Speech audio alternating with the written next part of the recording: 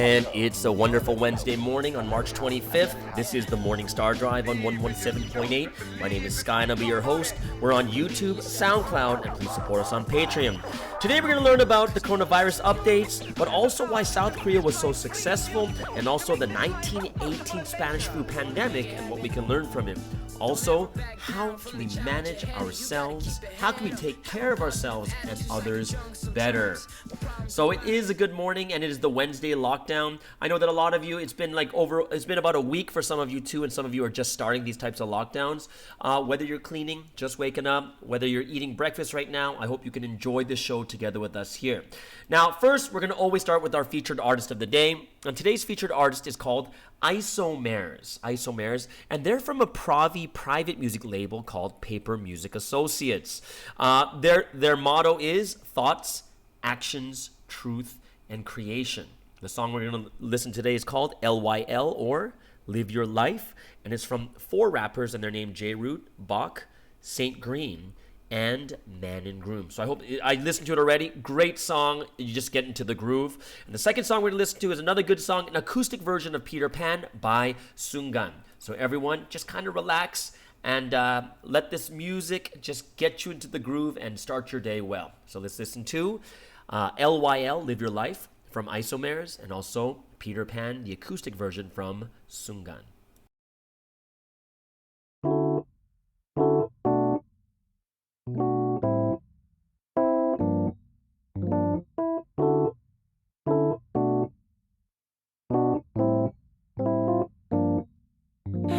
남식의 마냥 부조신자니 너희들의 폭음덕에 나듯이 애맨 드림 단계나 주고 들어갈래 heaven 왜 스프링 자리 잡고 나도 구원받아 자본주의 돈 버는 마시네로 너로 시리가 돼도 좋아 주머니만 채워줘 비꼬르 돈이라서 날 더 깨워줘 잠자 나의 같은 나를 데리게라 쥐를 밟아주려 하니 또 연임이 오신 덕에 난 더 빠르게 될 수 있어 너희들 100점 많은 그때니 5천만의 라이스길이 결국엔 많이 한 곳으로 모이지 돈이 머니 넌 결국 답이 돈 없음 불행하지 너만큼 지루하지 비슷해 끈구름대로 비가 되지 아버지만 아니에요 젊은 것도 포함이죠 비꼬는 거 아냐 비스쿠치다 미안해 I'm a lover yeah ever dream 죽었다면 못 굳이 네가 말한 생각이 또 틀린 거니 먼저 버린 왜 너만 계속하니 내 꿈 찾으러 왜 날이 올라가리 다투자 해도 야 외로워 또 미래 같이 가는 형들 기다리고 있음 알았으면 짐을 싸야지만 나를 많이 사랑 나는 꿈을 꿀 사람은 가는 것이 않아 8살의 나침반 가슴 중에 팡 나는 아이언맨 모든 미래 드림 날 이걸 잊지 마라 뭘 라면이면 어때 시간 빠르게 해서 정신 차려 멈춰 네가 말했던 가난이 가만히 있어 생겨나면 10정도면 감사해가 나 집어 던지고 fly away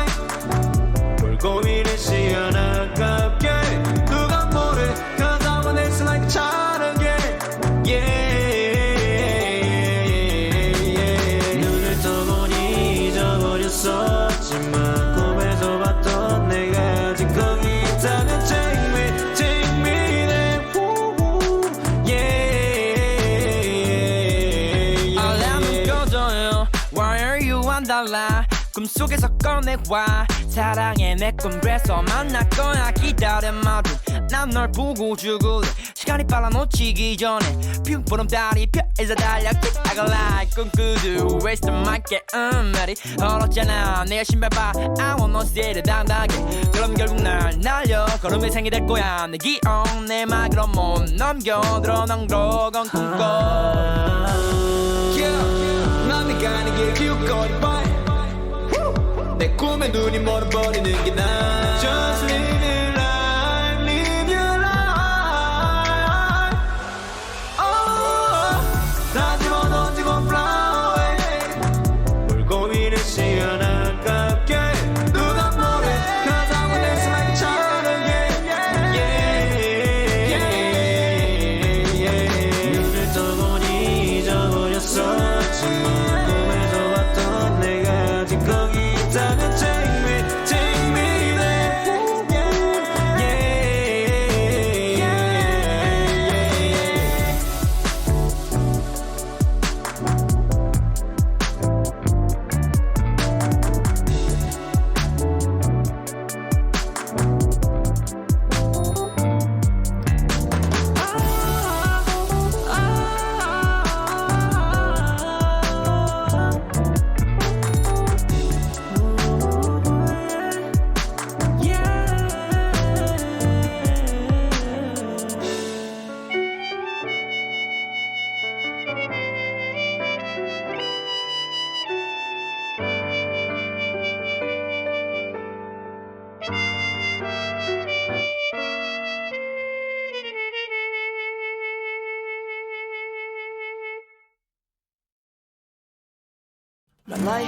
passing, typical, but I don't really care. I think that I'm invincible from aging wear and tear. 'Cause I'll never grow up, watch and see me. I don't wanna face the truth. Is potential enough? I use it freely. Isn't that what children do? I don't wanna make myself, 'cause that's a burden. I don't wanna face the world, 'cause it might hurt some. And will I live on just like Peter Pan? Maybe knowing who I am, but not realizing all that I could be while time is passing me. I would rather do all that I can to make myself stand before the world with purpose clearly and everything that means.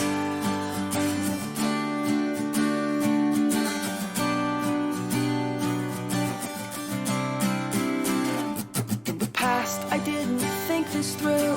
I didn't have a goal. I didn't want to end my youth and face this world alone.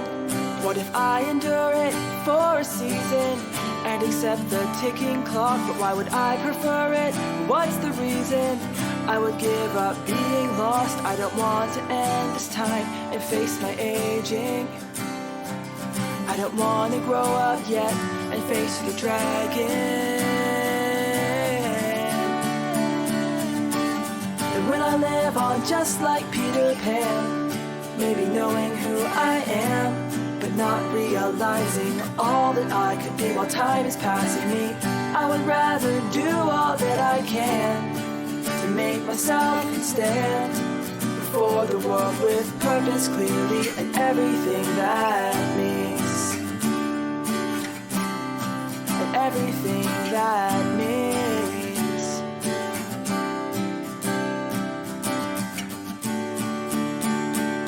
I see these adults in the streets. They're miserable and watching me. They're wondering what I could be. But I don't want to end up like them. But then I wonder if they could be right. If there's something keeping them alive. If they have found a way to stand and fight. To stand and fight. Maybe I can be more than I am. I'm more than Peter Pan. Maybe I could grow up, be responsible, this is possible. Maybe if I do all that I can and think and make a plan, then I could do it, it could last and it's real happiness. Maybe I want to lead a life that's more than simply easy. Maybe I want to live, doing something more than this, giving all I have to give. I don't want to end as Peter Pan. Maybe that's where I began. Now I have grown up, the end is drawing near, but I am happy here. And that is the two songs we just heard. One is from Isomers called LYL, Live Your Life. And of course, the second one is Sungan. They're singing Peter Pan, the acoustic version. So now it's time for our coronavirus update. We're getting close to 400,000 people infected and close to 17,000 deaths. But something crazy happened just the other day, and that is America, United States of America. They had over 11,000 infections in one day. You got to understand how huge that is. That is actually 1/3 of all infections that was yesterday is from one country, and that was the United States of America. 11,066 people were infected. Italy came in second, and they added about 4,789, which means that America is more than double than the second. And if you actually add Italy, France, and Spain all together, then they would be close to United States. The countries that are actually growing the largest percentage-wise, though, is very interesting.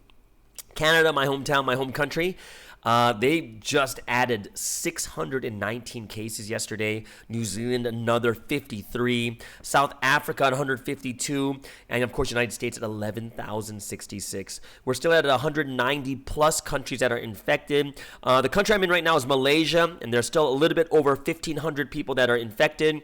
Indonesia, for Southeast Asia, Indonesia was the number one country of growth, and they are up to 686. So I hope that all of us can keep up with these updates and what's going on, because it is scaring. We're not even hitting the peak, right? And everyone needs to understand that is, we think it's bad right now, but we're not even hitting the peak. And that's why everyone, I'm going to say this every day, social distancing, don't hug, don't kiss, don't hold hands, don't do anything else. Make sure you have everything clean in your house. Make sure your hands also got the hand sanitizer, but make sure you wash your hands first. And I just want everyone to realize even more that this time of social distancing, this time of just being really, really clean, I hope that we're not thinking of it from just a personal point of view, but we want to think of it from the world perspective, and even more, especially all of us here in this history, we're thinking from God's perspective, as I pointed that out yesterday.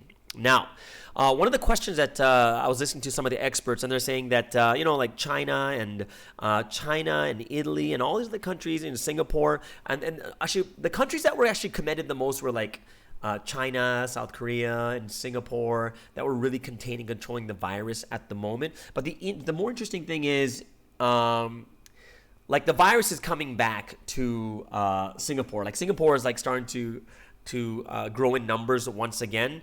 And one of the biggest reasons is because they're still allowing foreigners to come into the country, because a lot of them work there. So even if you look at all the cases of coronavirus in Singapore right now, like the vast majority of them are all foreigners, which might bring up the question is, should you even allow foreigners to come in again? But I hope that that Singapore can make more and more right decisions. But the question of today is, how is South Korea doing it so well? And actually, this is the country that's being commended more than any other country for how much they contain the coronavirus. So why or how did South Korea did they do it so well? Now, the interesting thing about Korea is like they kind of ended everything within like a month. And they're like, how the heck did they do that? And one of the things you have to understand is like they peaked on March 3rd, they peaked at like 850 people had it in one day. And then 3 weeks later, it's just dwindling lower and lower to like, now it's around 160, but it's constantly getting lower and lower. They only have like 9,000 plus people that are infected and only 120 deaths. And when you compare that to Italy and America and Spain and France and these other like advanced first world countries, like they're so low now. They were really high in the beginning, and now they're not one of the highest. They're not even in the top 10. I don't think they're in the top 10. They might be, but they're not growing very fast. Like Italy, if I were to compare South Korea to Italy, they're pretty similar in population. Like Korea's around 51, 52 million, and Italy's roughly around 60 million. But the difference is Korea's at 9,000 infected and 120 deaths, while Italy is at 64,000, more than 64,000 infected and over 6,000 deaths, and they're number one in the world in deaths. Okay, and they're probably going to reach. They might even be surpassing China in infected people also. So what is the biggest difference? Well, the thing you have to understand here is what is the biggest threat about this coronavirus? This is actually coronavirus 2, right? The first one was SARS. Okay, so the biggest threat about this coronavirus, COVID-19, is not so much it's not fatal. Because even SARS, the first one, was like 9 to 10% fatal. And then COVID-19, what we're dealing with right now, they say it should be anywhere from 1 to 3%. It says a little over 4% right now, but we don't even know how many people are actually literally affected. And they say the right number should be going down to around 1 to 3%, while the SARS epidemic was 9 to 10%. And the biggest reason why the death rate, so many more people are dying, is because of the spreadability. Right? How fast it spreads, right? So how fast does the COVID-19 virus spread? It spreads so quickly, and the thing that makes it so much more dangerous and why more people are dying is because you can be asymptomatic and still spread it. What does that mean? It means that you may have no symptoms. You may look healthy. You may not be coughing. You might not have a runny nose or fever, but you still have it and you can spread it. Now, why is that so crazy? It's because no one knows who is healthy and who is sick, which means that the only thing you can do is basically test everyone, and that was the biggest difference that South Korea did. South Korea, what they did was they basically tested everyone, right? They did as many people they could. They just started testing 10,000 people a day, right? And whoever had it, regardless if you have symptoms or not, you isolated them, put them away so that they wouldn't mix in with the people who don't have the coronavirus. The biggest problem we're dealing with is in all these countries like Italy and France and Spain and America right now is they are only testing people that show symptoms, right? It's kind of like what I was telling you guys yesterday of what you should do if you have the symptoms and you're not sure if you have it, should I get tested right away? And these are what American and other countries are saying is, hey, stay in your room, isolate yourself, and get yourself tested, call the hotline or whatever your country says. The problem is, let's just say that you have symptoms or your roommate has symptoms. So then they isolate themselves for 14 days and all you're doing is being extra careful and you don't even know if they have it or not. Now, the only time you isolate yourself is when that roommate of yours actually is positive for the coronavirus, which means that the entire time you've been out going around meeting other people, you've been spreading it around and you don't even know it. And that's why this system of only testing people who show symptoms is very dangerous because it is asymptomatic, right? And asymptomatic, people who are asymptomatic are spreading it and no one knows because they look absolutely healthy. That's why the way that we do it now in America, Malaysia, and other countries, because we're not testing everyone, the biggest problem is they say that because we're only testing people with symptoms and we're not taking into account people who don't have symptoms, for every person that tests positive, they say you have about 15 people that it's been spread to. Because you're only looking at people who have symptoms. And one of the things that we do have to think about is, well, if that's the case, to use the South Korean model, what we have to do is literally test as many people as possible, and whoever has it, we isolate them from the people who are healthy. And that's what South Korea did, and that's why the numbers went down so fast. America, Spain, Italy, France, UK, Germany, all these countries are moving, they're kind of looking towards who has the symptoms, and that's why it's spreading much faster than people can, that people can handle. And this is kind of why we, even though lockdowns are happening, no matter what, even though the great thing about the lockdown actually is when we really start to lock down, people are staying at home and they're basically staying in their areas, which means if one household has 4 people, 4 roommates, it'll stop at those 4 roommates, right? We're hoping that this social distancing will stop it at those 4 roommates and it won't grow anymore. And this is one of the reasons why this lockdown is so big. The second thing that we have to kind of think about right now is we need to kind of learn from the last pandemic we had. And the last pandemic we had was right after World War I. And it was the Spanish influenza or the Spanish flu pandemic. And this basically spread all around the world. And you guys got to think about this. This is something that affected 30% of the entire world was infected. 30%, which means at that time in 1918, there's about 1.8 billion people. So you're looking at 500 million people plus. Think about it. Coronavirus right now is only at close to 400,000. The Spanish influenza was 500 million people were infected, and they say over 50 million people died. You got to think about this. It's crazy, right? So looking at the last pandemic, we kind of have to learn from that pandemic of what we can do for now. Now, one of the things I do want to talk about is the interesting thing about the Spanish influenza. There was actually 3 waves. right? So there's one that came in the spring, one that came in the fall, and one that came in the winter and then moved into the next year, right? So if you think about that, there's 3 waves, and then you might get nervous and say, oh no, then are we going to have more than one wave? And the answer is, we're not really sure right now, but the biggest reason why the Spanish influenza or the Spanish flu was able to have waves, well, let me tell you what the biggest difference between the flu or influenza is compared to this coronavirus. Now, coronavirus is not an influenza, it's not a flu. So what's the difference between the two? A flu, right? A flu is interesting because a flu is something that mutates very rapidly. Like the genome keeps changing. And that's why what happens is you'll have the first wave come in, but then the flu begins to mutate and change. And the second wave was just brutal. That was supposed to be the worst one. And it took out millions of people in the second wave. Why? Because that flu, that genome is actually mutating because it's a flu.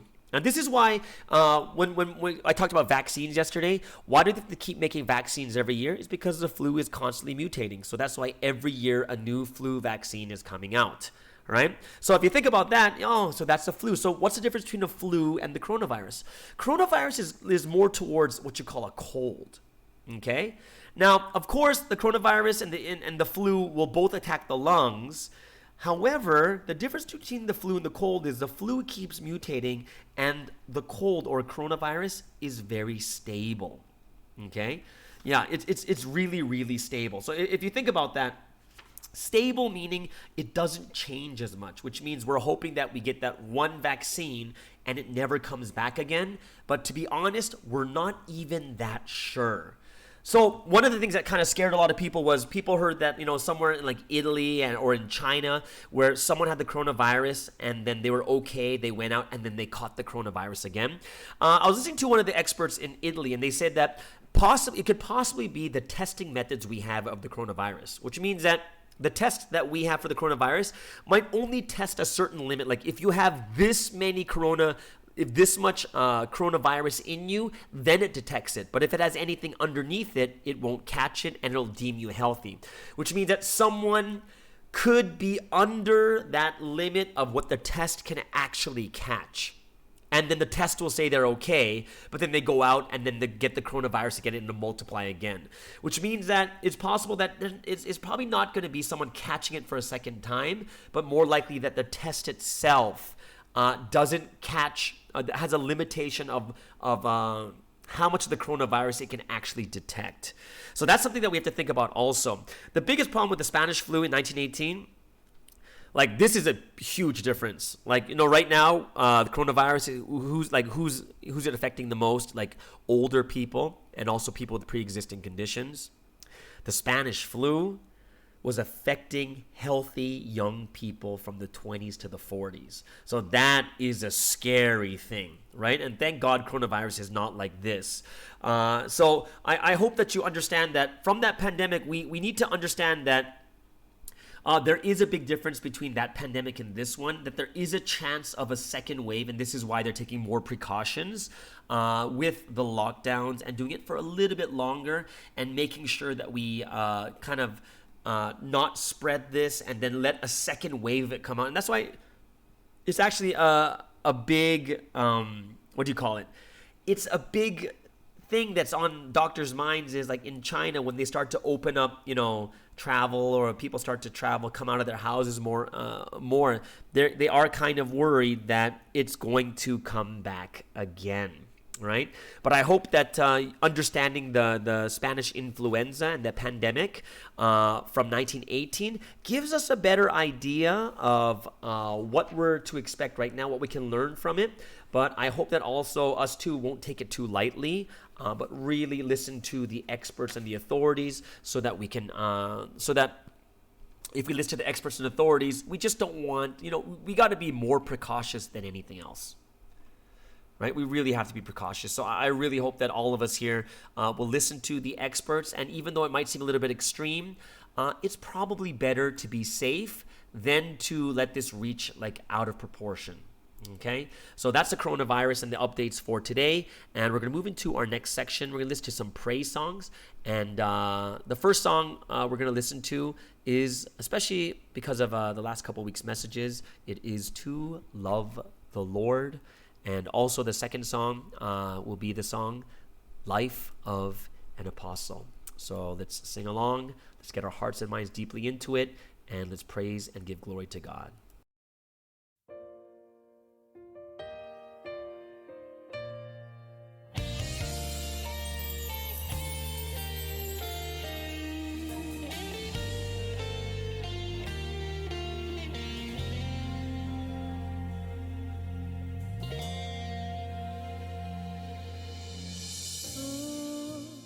I didn't know his burning heart, or just how much he loved me. I only just believed in him, and I loved him in my own way. I was so young, my heart was weak. If only I had loved him first. He always gave such love to me. I received but failed to repay. What does it truly mean to love the Lord? Is to keep the words he's given me, living for his will. What does it truly mean to love the Lord? Is to do the things he wants every single day.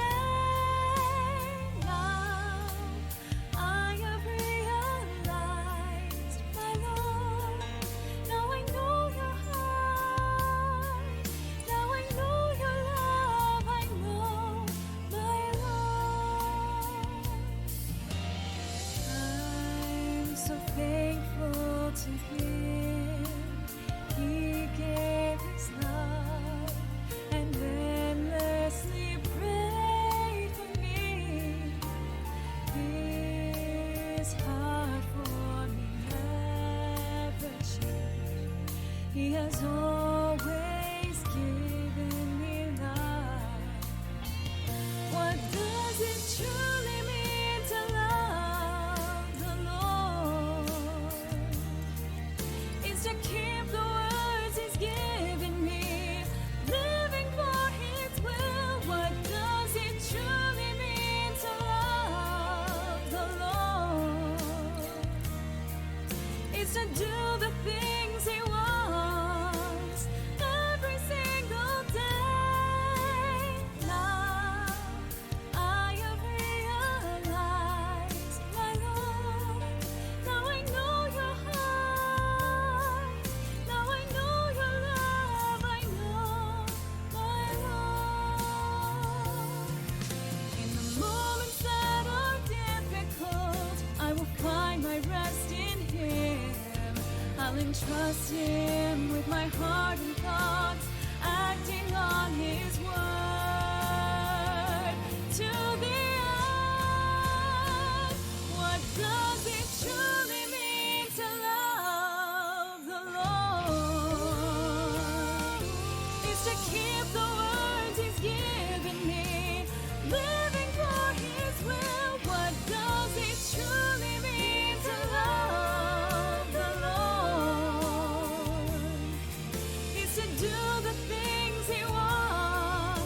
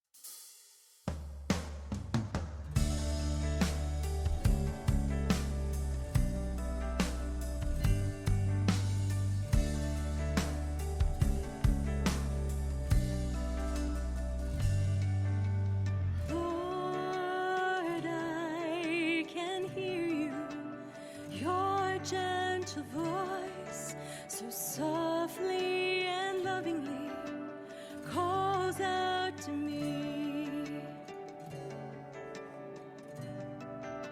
speaking to me all the time. Time passed, and suddenly I see that I have changed since I have realized, and now I will become an apostle of this time.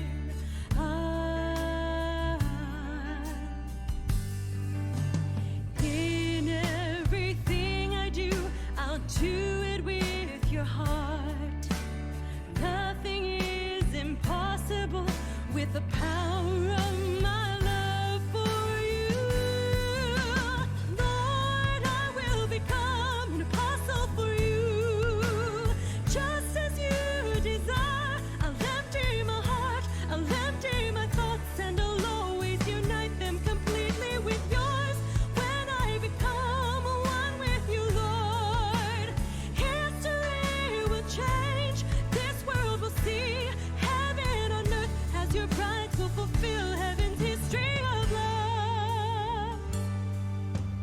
Lord, I have realized the secrets of your heart and the purpose of creation. I have come to know the reason I'm alive.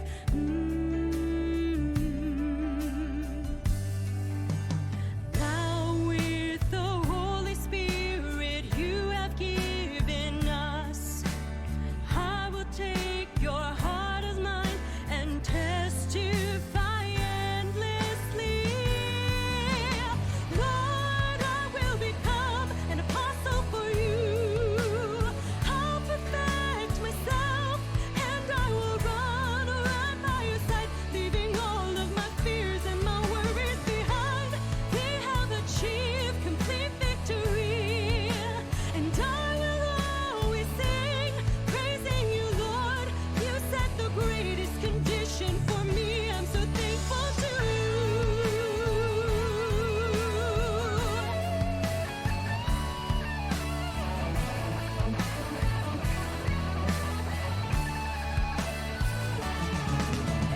Now I will fulfill heaven's purposes for me.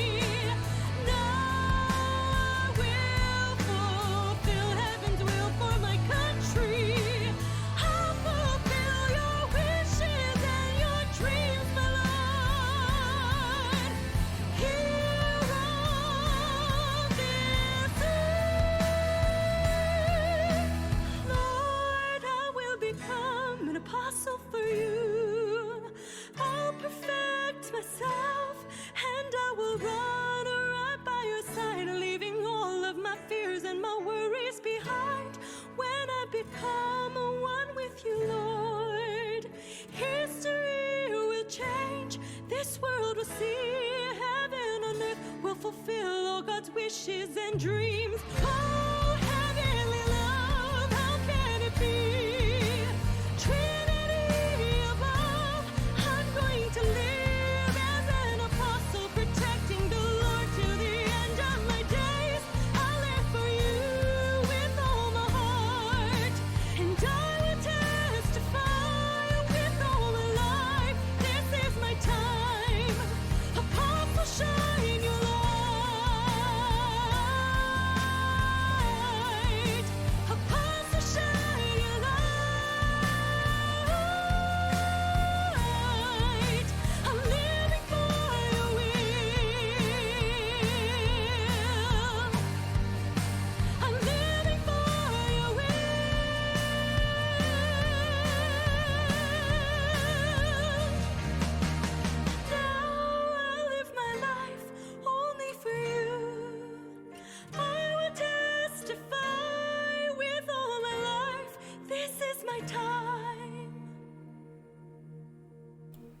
And that is it. It is To Love the Lord and Life of an Apostle. I hope that everyone here, as you're listening, you're able to just really enjoy those two songs. Now is a time that I wanted to just kind of bring up some stuff from the message this week. And even more than that, just kind of one of the things that a lot of people ask or wondering about is how can I take care of people better? How can I manage myself, manage others better too? And it actually really depends on, and it's something that I've been talking a lot with other leaders too. And it's something that it's more about what is the actual, the end goal you have. And the end goal is probably the wrong word to use too. In the end, it really depends on what you really want. Okay? And one thing that we know is a lot of us spend so much time on we spend so much time taking care of these new people that are just learning about faith, learning the words of God, and we just really take care of them really well. And it's because, they need the love of God. They really do. And because they need the love and they need all that care in order to bring them or give birth to them into the history of God. The interesting thing is, but we have to also think about on the flip side too, is believers too, right? Members of this history, members, people, citizens of God's, God's history, citizens of God, of heaven. We also need that time and love also, which means that what is the goal that you have? And that's going to make the biggest difference of how you take care of people. You see, if our goal is just to evangelize, just to spread the gospel, to evangelize, to bring them into history, right? Then what happens is, because that's the goal, the end point is once they believe, then what happens is you put them aside and you go to the next person that needs to believe. And you start spending all your time on them. So an interesting thing happens here is the people, we're bringing these people into God's ideal world, the kingdom of God on earth. And what happens is all the love is poured into them before they're born. And right when they're born, we put them aside. And then because our goal is finished, they believe now, take care of yourselves, and you go run to the next person. And that's the same as all that effort and energy put into giving birth to a baby. Then after they're born, you neglect them and you start making another baby right away. And what happens here is because the goal in your mind is just to save them. So once they believe, your goal is done. You have to go to someone else who needs it. But what has to happen is that short-term thinking, or that type of thinking that is very short-term, and once you hit your goal, you go to the next thing. This is what leads to the lack of care, the lack of love, and the lack of that energy for people to continue to go on in this history for a long time. You see, the goal has to be bigger than just evangelizing. Why? Because if faith is just evangelism and faith is just bringing people to this history, then that makes this history and your life with God such a small thing. Why? Is because when you go to heaven, there's no evangelism. Right? If you really think about it, once you go to heaven, there's no more evangelism left to do. What's left? It's just you and God. It's all about what relationship did you make with God. But if you boil down your faith just to one thing, which is just evangelism, you know what happens? If it's just evangelism, then you're saying that your faith is only evangelism, nothing else. And it's got nothing to do with my love for God. It's nothing to do with prayer. And if your goal is just to evangelize, your prayer is just around evangelism, and that's it. Faith is way bigger than evangelism. Faith is way bigger. There's so many facets to your faith, and it's not just evangelism. And what has to happen is our goal has to shift from, hey, my goal is to evangelize, is not that. It is, our goal should be to love, to show people God's love. Right? And the thing is, if our goal is to love people more than evangelize, what happens is you won't treat people differently. What do you mean? Well, for instance, some people will treat people differently depending on whether they come to service or not, depending if they pray or not, depending if they give money or not, right? Like there's all these other different things that people are going to look to and say, oh, you know what? Oh, and you start treating them really well. Why? Because they are doing something. And if you imagine, if for God's love, God's all-encompassing love, if God was like that too, how many people would he actually want to save? Because how many people that, God wants to save everyone because he loves them, right? Because of that love, he wants to save them. But we're pushing it, we're taking God's love and lowering it to, well, I'm only going to love you if you do this. And what happens is people begin to feel like this fake love or this fake care for each other. Why? Because it's only when I do well. Right? So what we need to understand is the way that we think about taking care of each other has to kind of expand beyond just evangelism. Because if it sticks only in that level, people are going to always have the same complaints of like, hey, like, why do you only talk to me when I'm doing bad? It's like, for some reason, only when I'm doing that, all of a sudden, all the people come and start taking care of me, but there's no one who talk to me in between, right? We need care for these new people, these new believers, but we also need care for the members too, for the people, the citizens of God, right? And this is why every single event shouldn't be for new people. There should be events where people get to know each other, where people get to trust each other. People begin to feel God's love through each other too, right? And that's why when God says in 1 John chapter 4, verse 7 and 8, it says that you don't know God if you don't love. You got to love each other. You can't know God. Why? Because God is love. If you want to experience God, you have to love. If you really want to experience God, you have to love each other. Because if you do not love each other, you do not experience love. And if you do not experience love, you are not experiencing God, right? Right now, during this lockdown, we have to focus also, especially at this time, this love for each other, the members around us.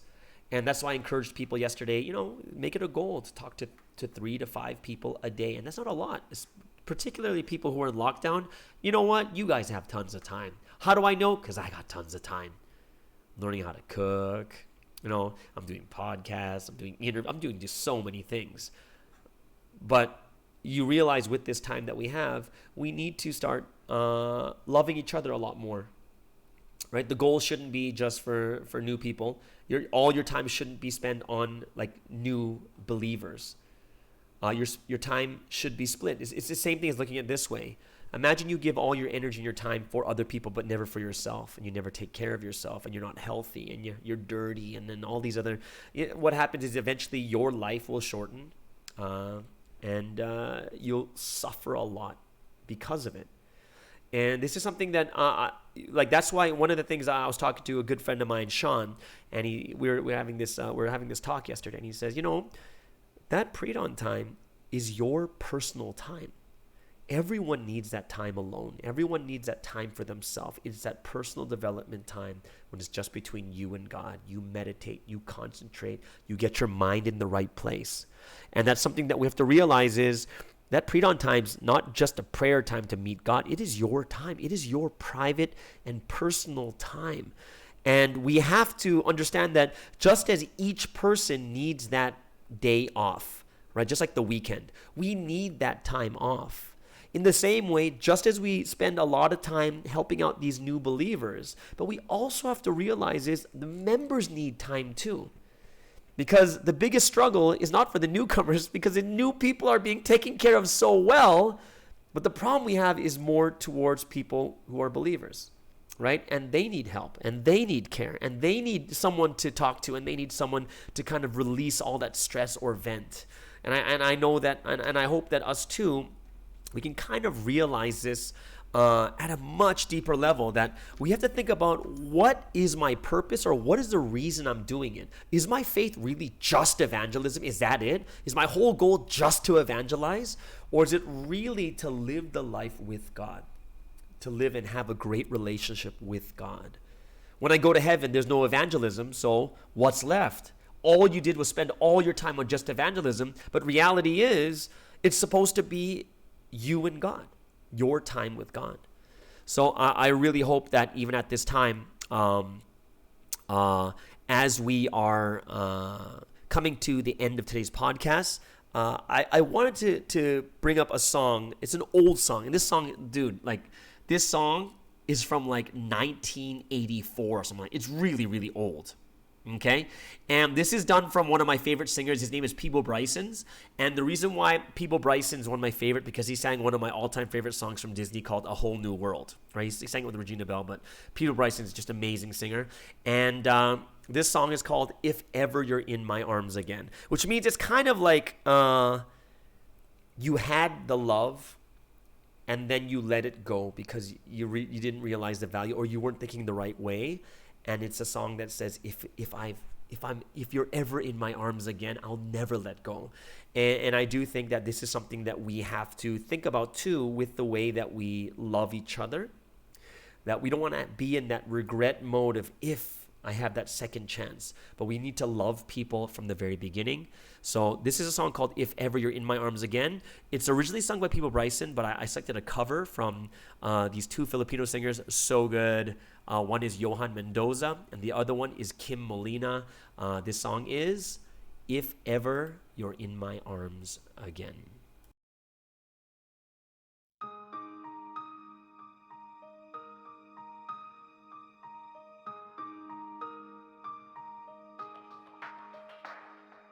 It all came so easy, all the loving you gave me, the feelings we shared. And I still can remember how you touched me so tender. It told me you care. We had a once in a lifetime, but I just couldn't see until it was gone. Second once in a lifetime, maybe too much to ask, but I swear from now on. If ever you're in my arms again, this time I'll love you much better. If ever you're in my arms again, this time I'll hold you forever. This time will never end.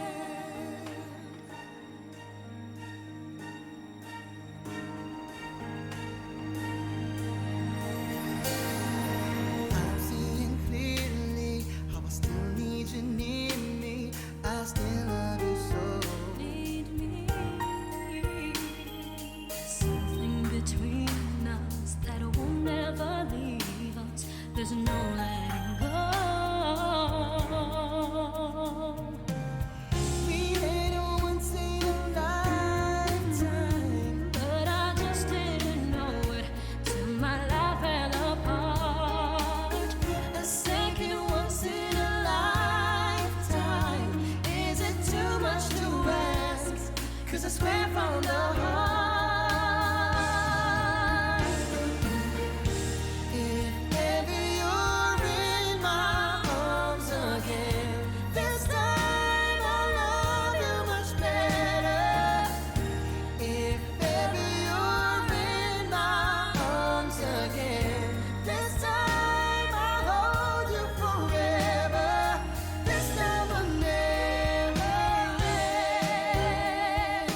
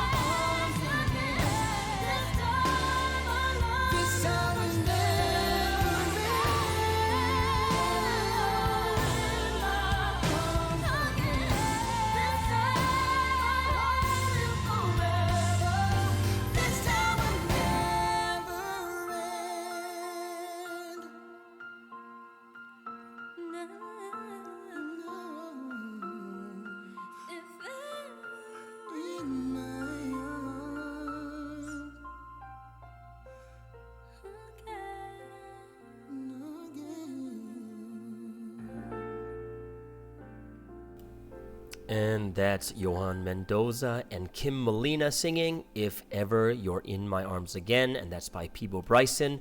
I hope that you guys were inspired and moved by that song too, and also that we can have that moment where we can begin to love people even more. So that brings us closer to the end of our podcast today. And of course, I want to give you just a last recommendation of a movie, especially in this time of lockdown when you want your freedom. You want to get out. There's a movie that I recommend. It's really about freedom more than anything else. And it's a movie from 1995 with Mel Gibson. A lot of you know what I'm talking about. It is Braveheart. Great movie about the independence of Scotland from England. It's a story about William Wallace. It is based on true events. Inspiring love story, but even more, it is this person's drive and motivation to set his country free. And I know that you want some freedom too, so let's make sure that if you want to watch a movie about freedom, Braveheart is the choice to go, and I would say it's considered one of the top 100 movies of all time. Everyone have a wonderful day. It is March 25th. It is the Wednesday. Have a wonderful Wednesday service tonight, and we'll see you tomorrow on the Morning Star Drive on 117.8.